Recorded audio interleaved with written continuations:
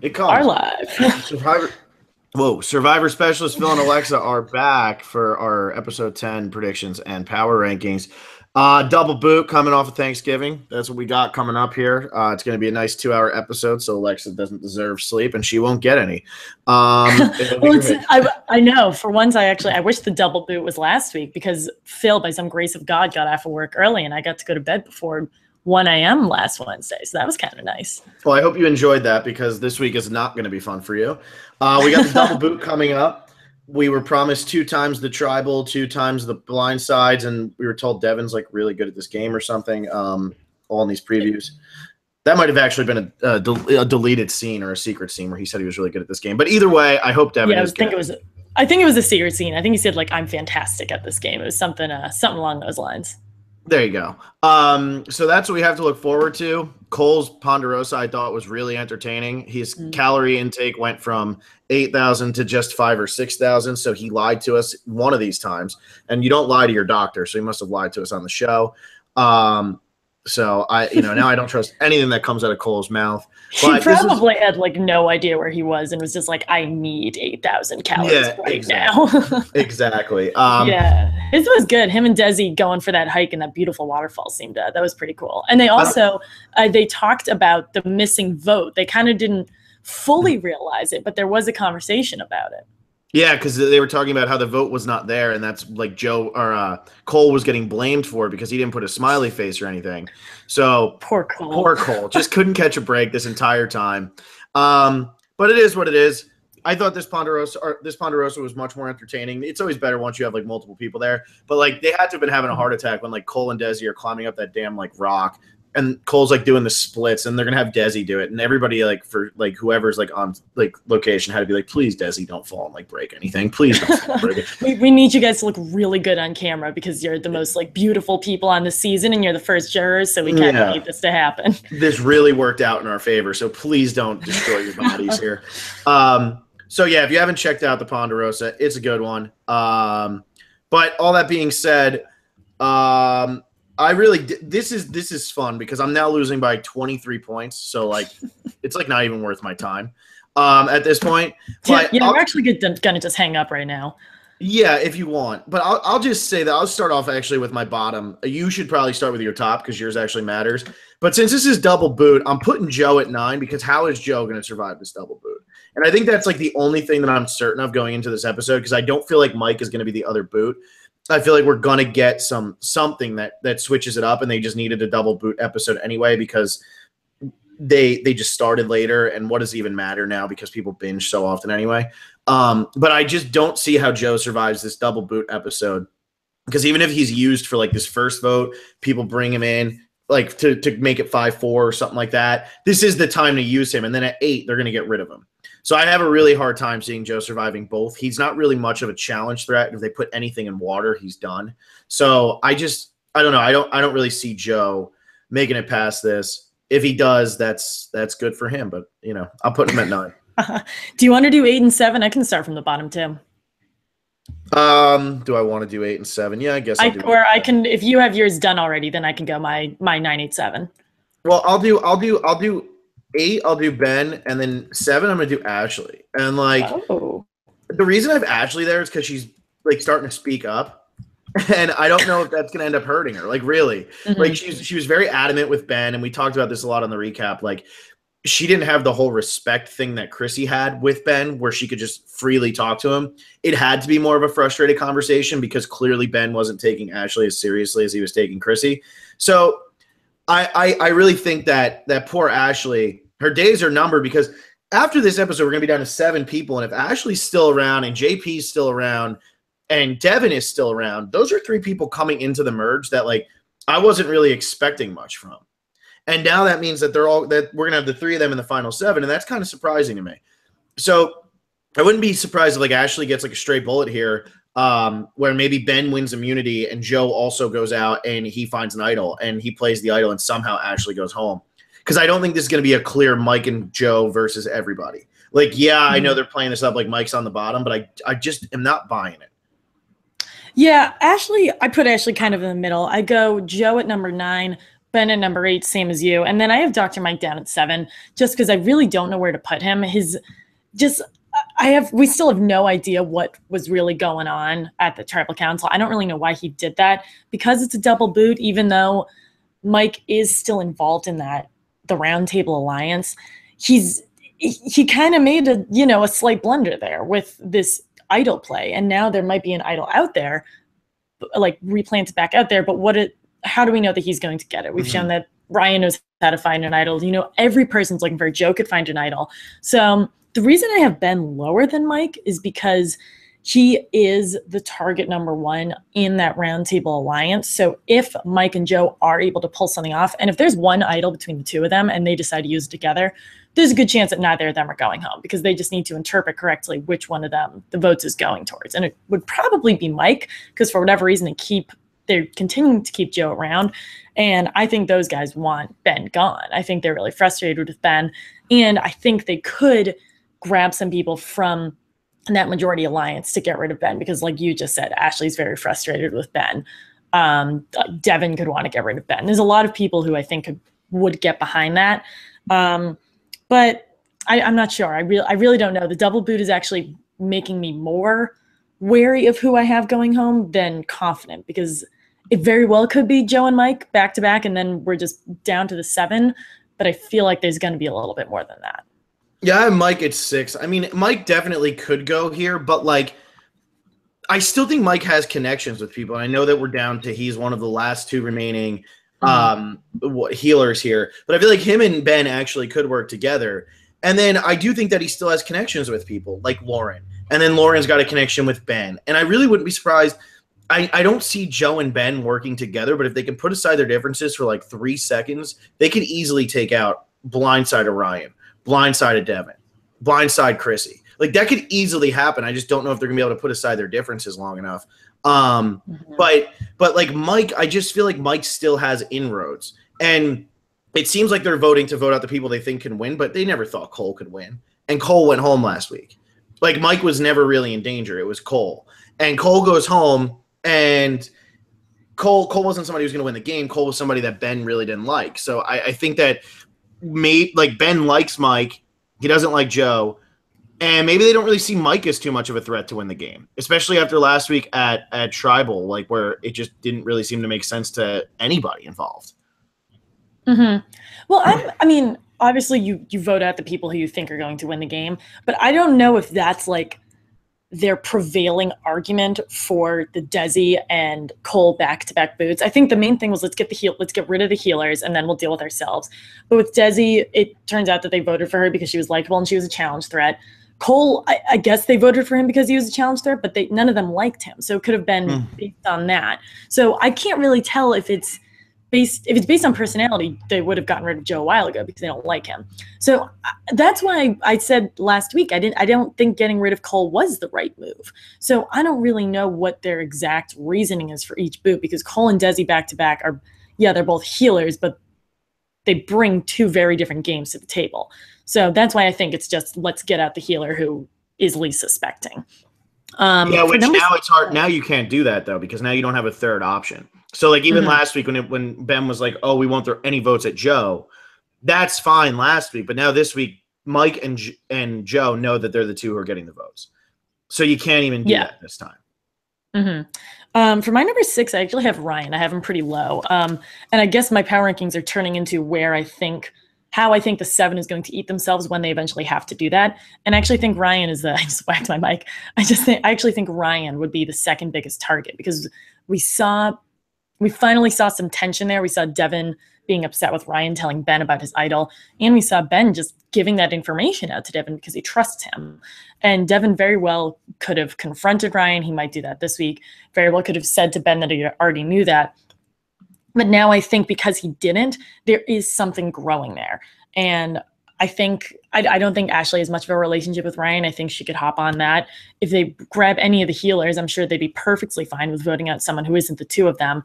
So I think there could be enough of a wave to get rid of him. But I think he would be smart enough to play his idol at the right time. Yeah, although he seems really confident in his spot right now. And it's kind of interesting because what we've seen from Ryan so far is he's booted people who also felt confident with Ryan. Rourke, then Allie, and now he's sitting in this position where he's really getting cocky, where he's showing off the idol and everything. And this Devon and Ben thing, I'm not counting this out. I'm really not. And Ben and Devon and Lauren, maybe that could be a group of 3 right there who pulls in Mike and they say, Joe, like Mike says to Joe, like, you need to vote with us this time. Like, it needs to happen.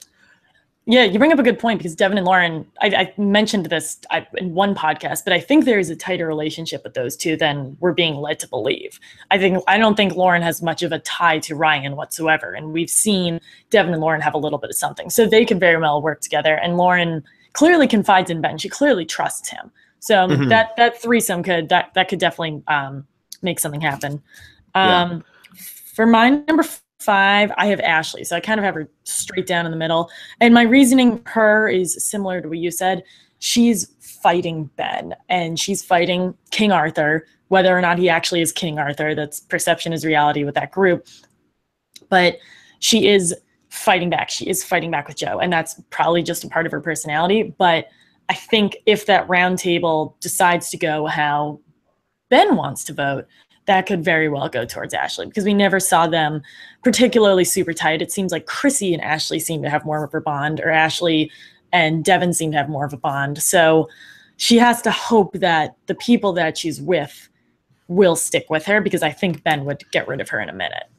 Yeah, that's why I'm a little worried for Ashley. Like, she could be blindsided here because Ben might not want to go after Chrissy because they do have some sort of relationship, and he might not want to burn that bridge now, but he also might still want to get rid of Ryan. So I could see him maybe trying to pull the numbers to vote out Ashley, and that might be something that Chrissy's even on board with.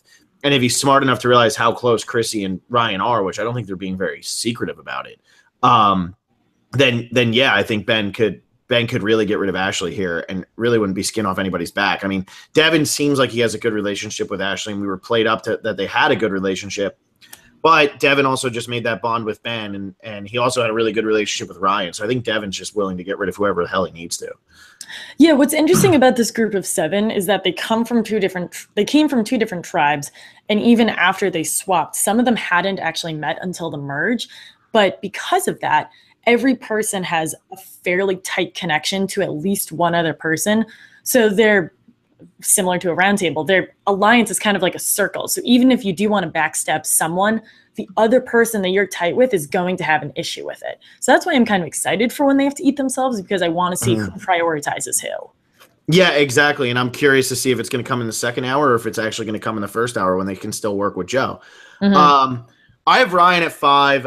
Like I said, this is pretty much nonsense coming out of my mouth at this point, but then I go Devon, Chrissy, Lauren, JP. I'm just going to kill them all. I got JP at number 1 because in a double boot episode and the way things have shaped up right now, it's hard to get a good read so far on what's actually going to go down. One, like you said, when they start eating each other, because there's 7 of them, but we haven't actually seen the 7 of them have to do any type of betraying on each other. So when there's no backstabbing at all, I have no read on how the alliance is going to shape. So I think Joe is definitely at the bottom, and I think Mike's in trouble, and I think Ben is in trouble because if they can flip on somebody, and then I have my reasons for Ashley. For the other ones, I really don't have a reason.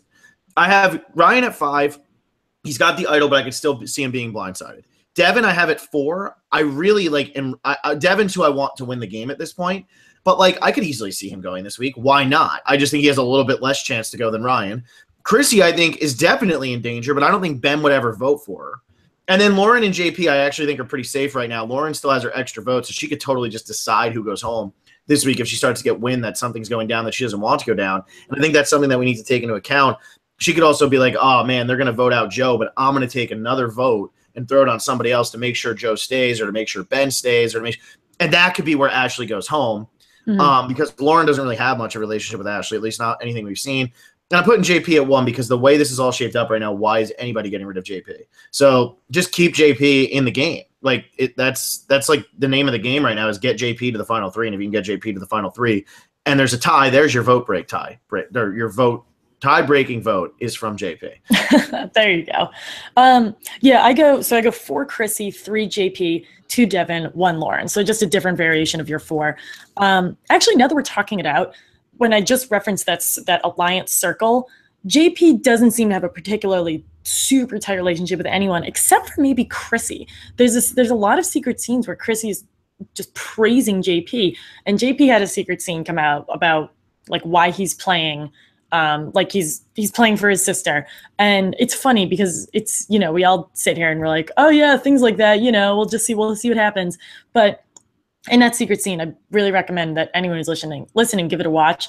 He doesn't speak the same way that he does in his confessionals. And I think that's because he knows what he's talking about with that. I think for Survivor, for whatever reason, it's like either like they're all just playing a completely different level, or he wants to play a different version of that game. He just speaks completely differently. So I think we do see a different side of him. I hope that game-wise we will, or at least I hope like on TV we will. I really doubt it, because I think at this point they're keeping JP where he is.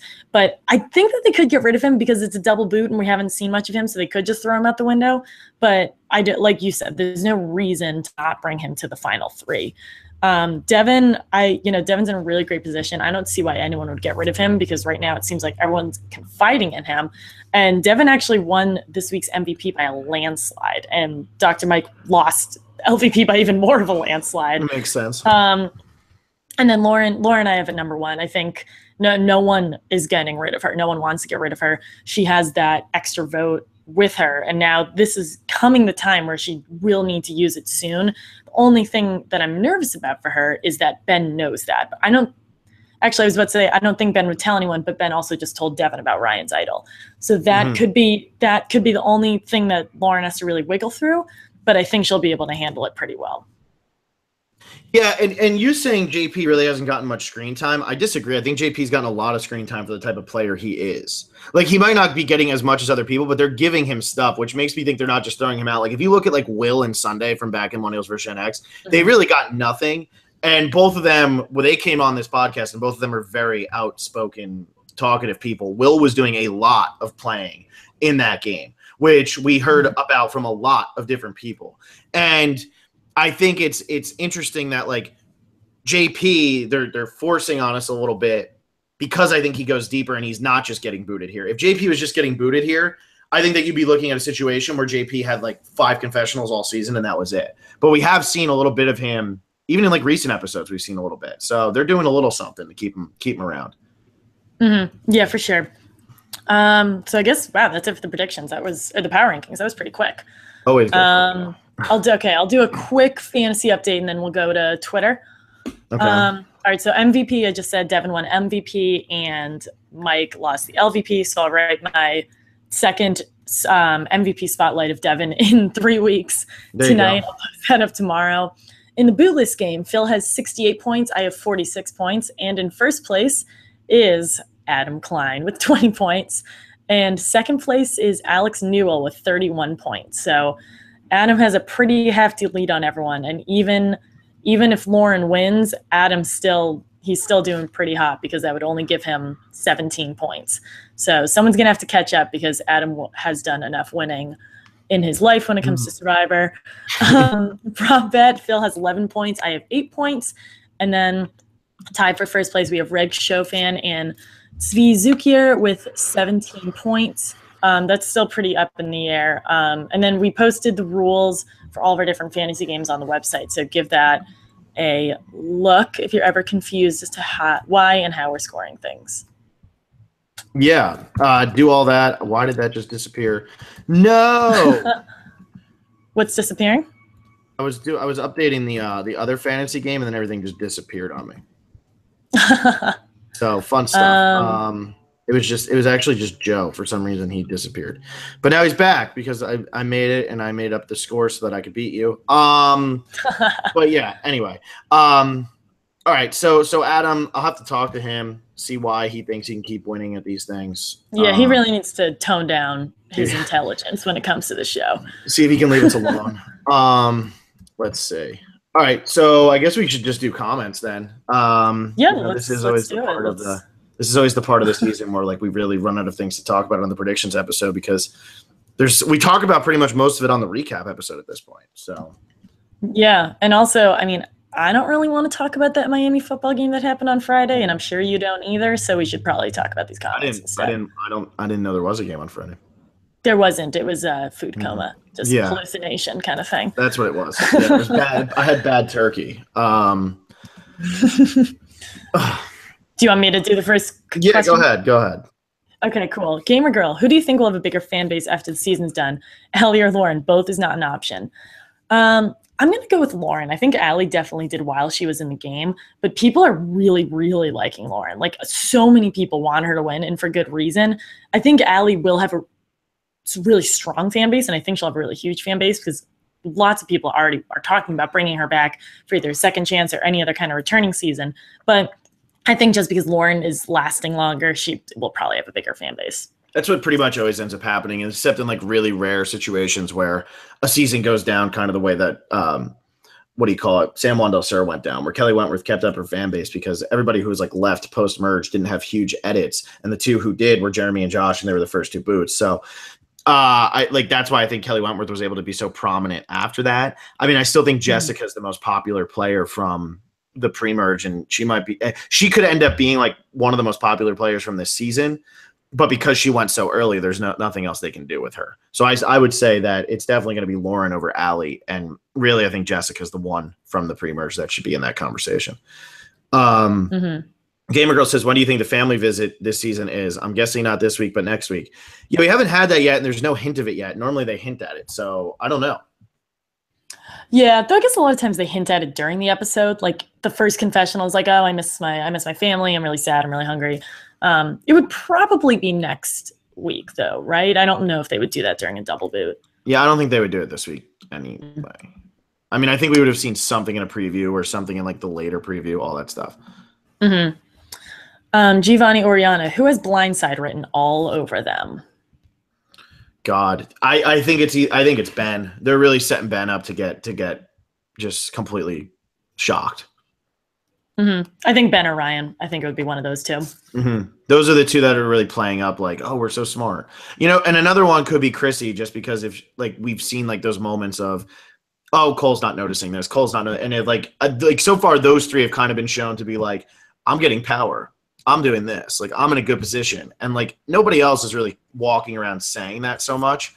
So I think it's one of those three would be, out of the 9, those are like 3 most likely. Yeah, it could definitely be those 3. Yeah. Giovanni, does Ashley getting mad at Joe calling her a goat prove that she's a goat and doesn't realize it until it's too late? No, I just think it proves that she's got a little bit of a temper when she's probably hungry. Yeah, which is how incredibly unreasonable of her. I don't think she's a goat. I mean, Joe kind of made it clear that he was saying that just to bother her, which it did. Yeah, which was the goal, and he succeeded. Yeah. Gamer Girl, is it me or has no one mentioned a former Survivor play this season? That's one of the prop bets, right? I'm keeping track of which prop bets haven't happened yet.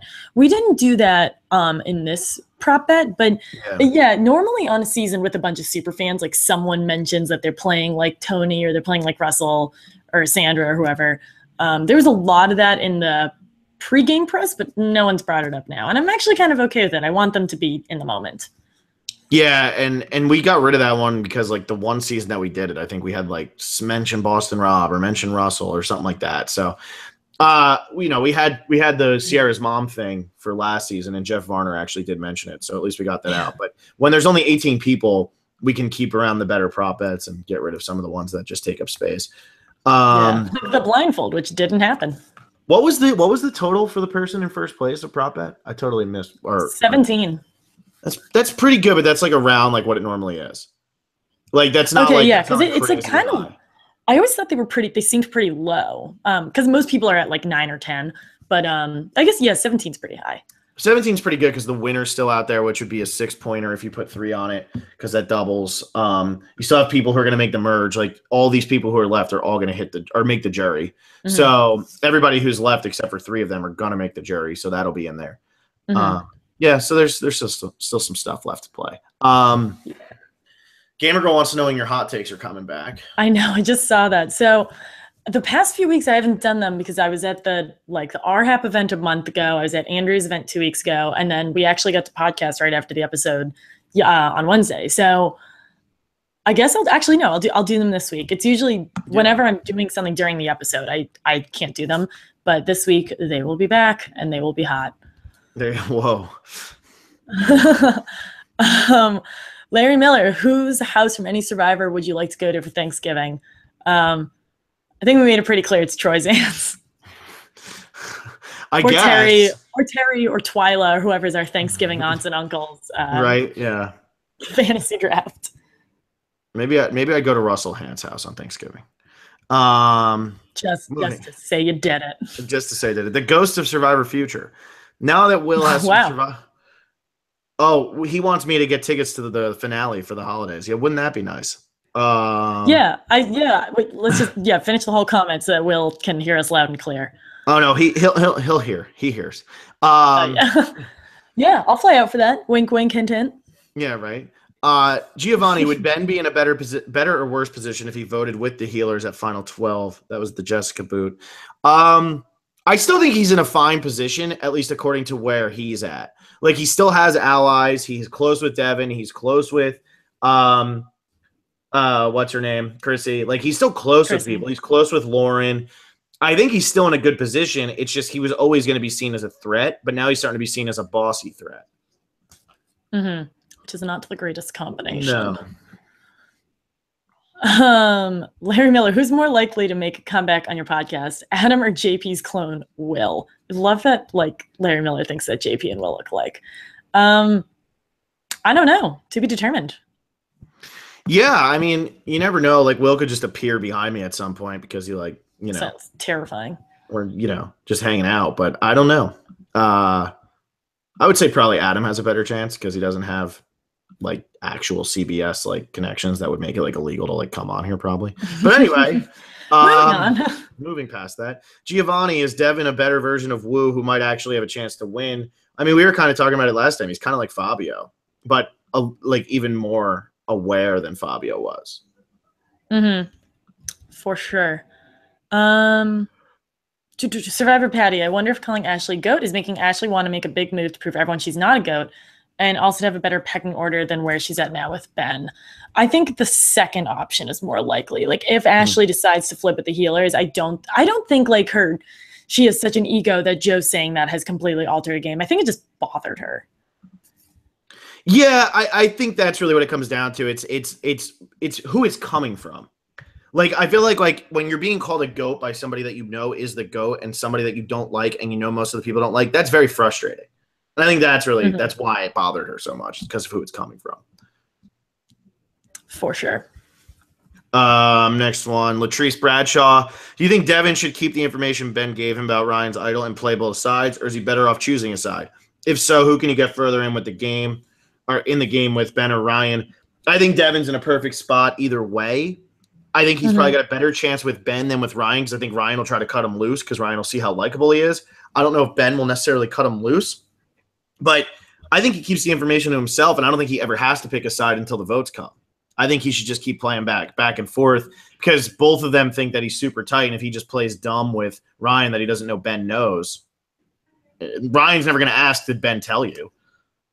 Yeah, and I think the only way that Devon being the middleman could affect him is if he does end up voting out Ryan. I could see Ryan being bothered by that. So then that could be a cost jury vote. And voting Ben out wouldn't be as big of an issue. But I think Devon is so likable that there might not be so much of an issue if he does that, but I'm not sure. Yeah. Ryan Jakes Taylor says, who is or was your favorite from each starting tribe? I'm just going to say out of the 9 left, I'll do that. And I'll say that right now, out of the 9 left, Devon's my favorite from the Hustlers. I'm actually probably going to say I'm having more fun watching Joe than Mike, but I like Mike more. So whatever you want to get from that one's hard. And then probably on the other one, I'd probably say it's Chrissy. But really, like, between Chrissy and Ben are both kind of taking like a little bit of like a downward tick suddenly. And like JP isn't really doing much. And then like Ashley is like kind of harmless. So that's like the hardest one for me. Yeah, I'm not really sure, because it's like who I like versus who I enjoy watching. But I'm really enjoying this entire cast. Like, I'm really liking all of them. They're all bringing something different to the table. And yeah, the Heroes group, did we ever think they were going to be the majority of who's left? Is 3 Hustlers, 2 Healers, and 4 Heroes left. Yeah. Yeah, exactly. Latrice Bradshaw, there are only 3 women left in the game, Lauren, Ashley, and Chrissy. In a secret scene, Ashley said she will be the last woman standing in the game. Do you think she's right? If not, who will last the longest? I think Lauren has the best chance out of that group. Sorry. I think Lauren has the best chance out of the group, but I wouldn't be surprised if it was Ashley because, like you just said, people are perceiving her as harmless. So why not bring her? I would say that if she was going to be the last woman standing, that scene would have made it into the show. Mm-hmm. Good and point. I think out of the three, she's getting the worst edit. So I would say Lauren still has the best chance to be the last woman standing. Mm-hmm. For sure. Yeah. Let's see. We got Ryan Jakes Taylor. If you had to pick a season this season is similar to, what would it be? I think I've said Gabon a lot. So I'll say Gabon again. I don't know if it's like as intense as Gabon was. I don't know if anything can like get that far. I don't know. I guess I want to see how it ends before I compare it to other seasons. I don't know. It's whatever a well-rounded edited season is. I would have to go with that.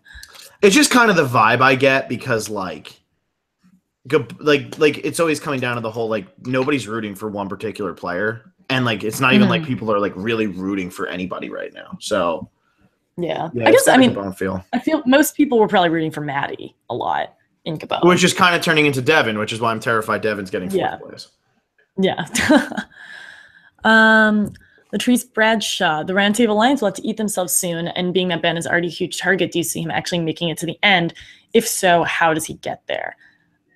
I don't know how Ben gets to the end right now. I don't know who would want to take him right now. Yeah, I think that's too. I think that he's got too hard of a path to get there.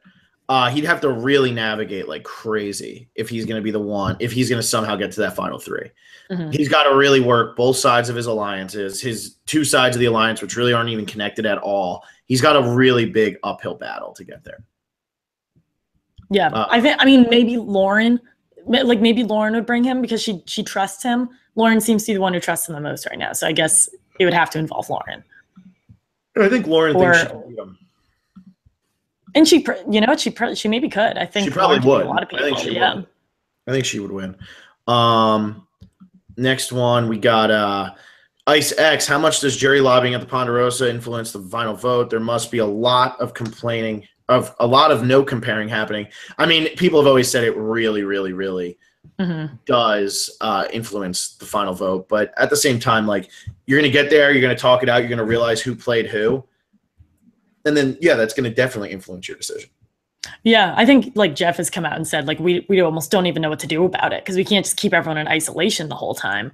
Yeah, it's kind of the way it is. And the thing is, when you're on the jury, if you're a Ponderosa, like you're still playing the game because if you know if I know that I want Devon to win, I can still play these people who come to Ponderosa. That's why kind of being the first person, like first couple of people, Ponderosa is in a sense a good thing because you have the most amount of time to influence the people around you. Yeah, exactly. They always say, like, I'm the ambassador of Ponderosa. Like, come to my place here. Yeah, the Queen of Ponderosa. Queen and King, Desi and Cole. That's it. The Ghost of Survivor Future. Could JP be Natalie White 2.0? I don't think so because we at least saw Natalie, like, talking some strategy, and she was, like, really integral in, I think, like, the first or second merge boot of Samoa. So I don't think so. I don't think so for him, unfortunately. Yeah, he's not winning. Ice X, are you back to doing the recap show before the West Coast episode airs, or was that a one-shot deal? That was a one-shot deal. I just got off work early that day because it was the day before Thanksgiving.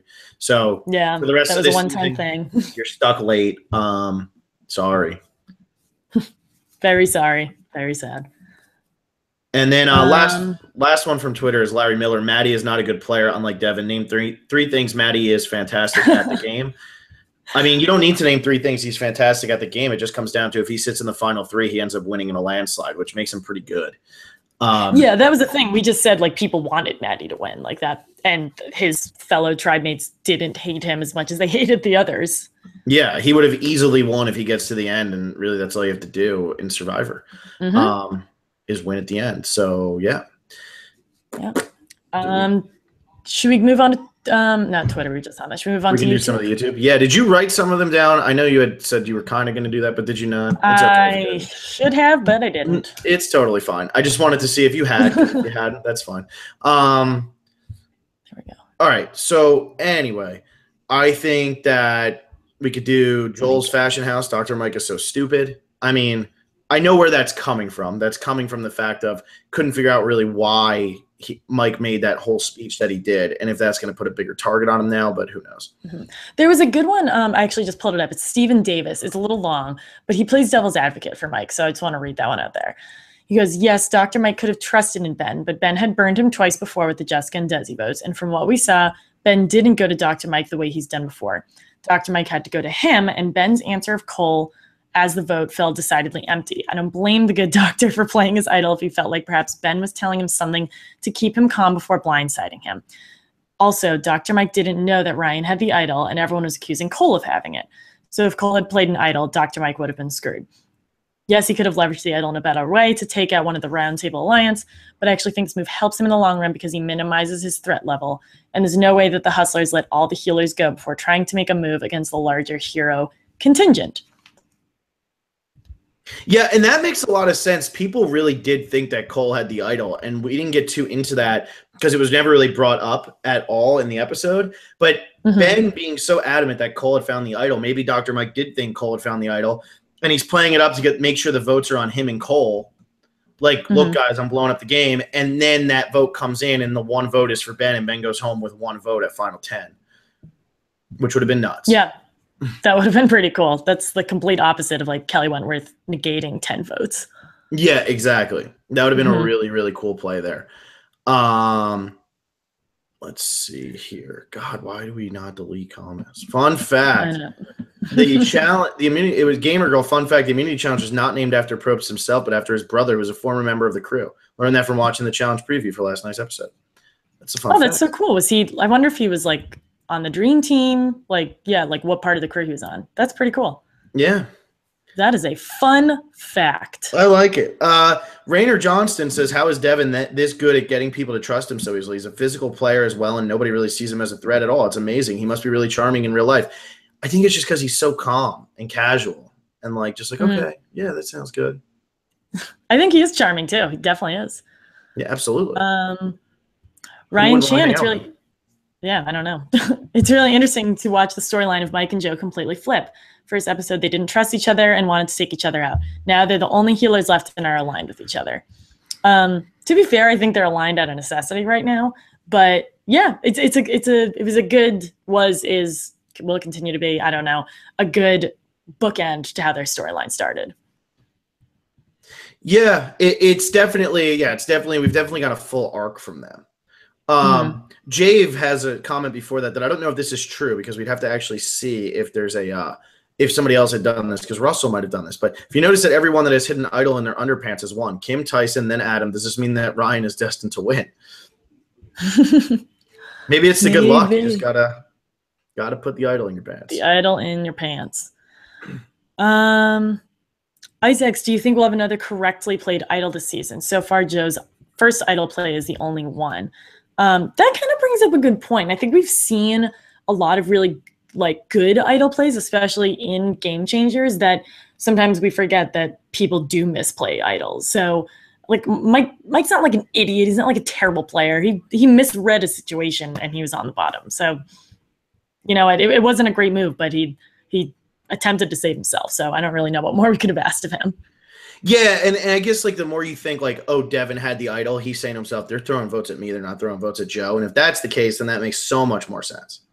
Yeah, you know what I mean? Like I didn't really even think about that when we were talking about it because I was just so confused. It's like, what is this speech about? He's literally just sitting there rambling about like, trust me, trust me, trust me. And like I wrote about that in the 5 where I was just like, what are we trusting him on? And I think I put like 80 questions in that paragraph because I really didn't know what question was the correct question to ask.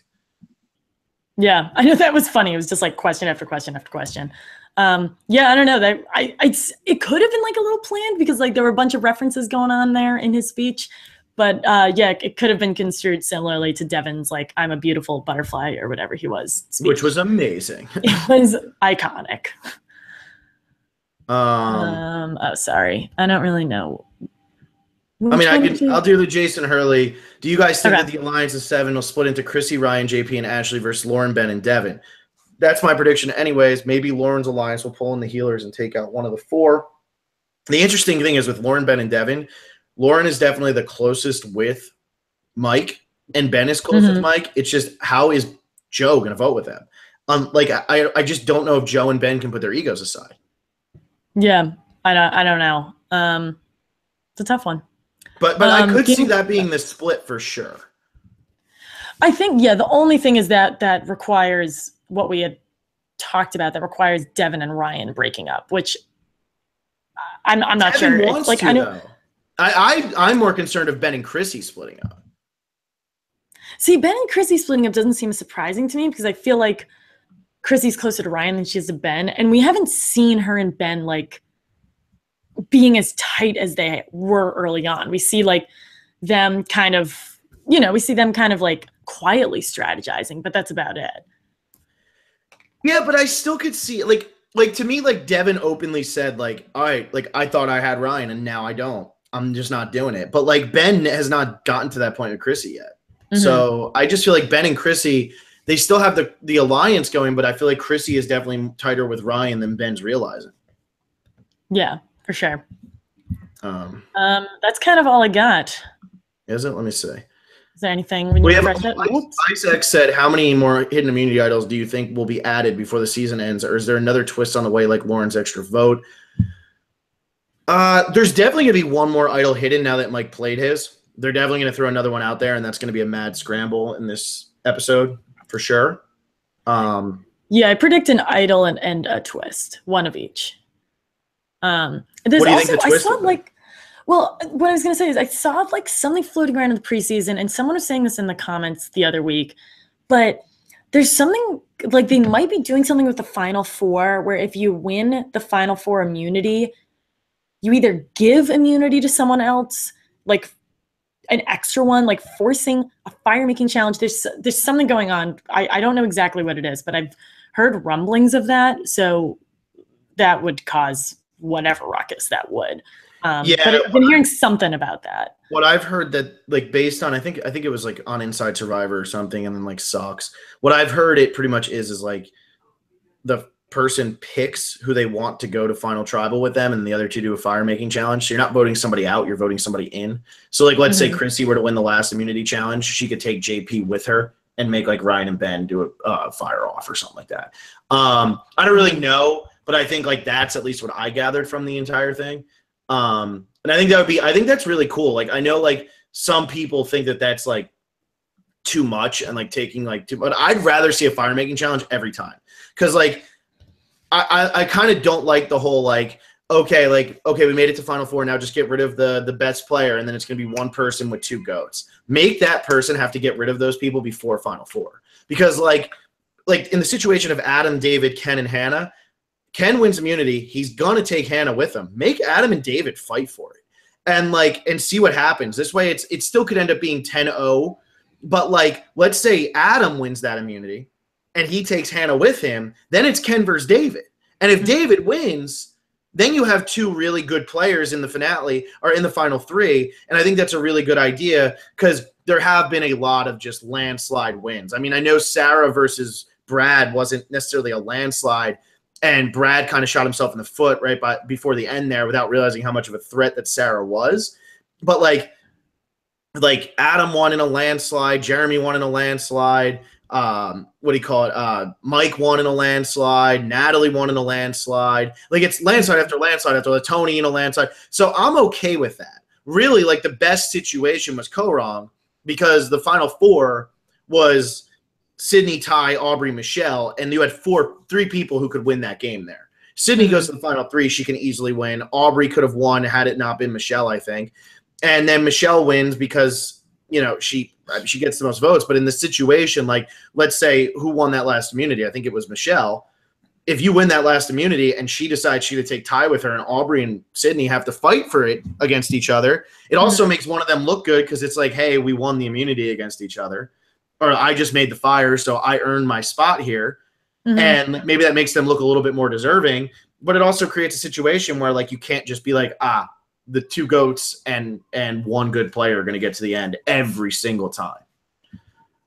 Okay. Yeah, you've actually kind of convinced me on it because I didn't love it at first. And what I don't like is that one person gets a free boat to the final three just because they're a GOAT or because they're allied with someone. Because that person, like the person who wins the final immunity, is going to give it to whoever they want to take, which is probably a GOAT. So there's automatically going to be one in there. But you bring up a good point that the second person at least has proven themselves. I just don't love that someone is going to the final 3 just because they're in the right alliance.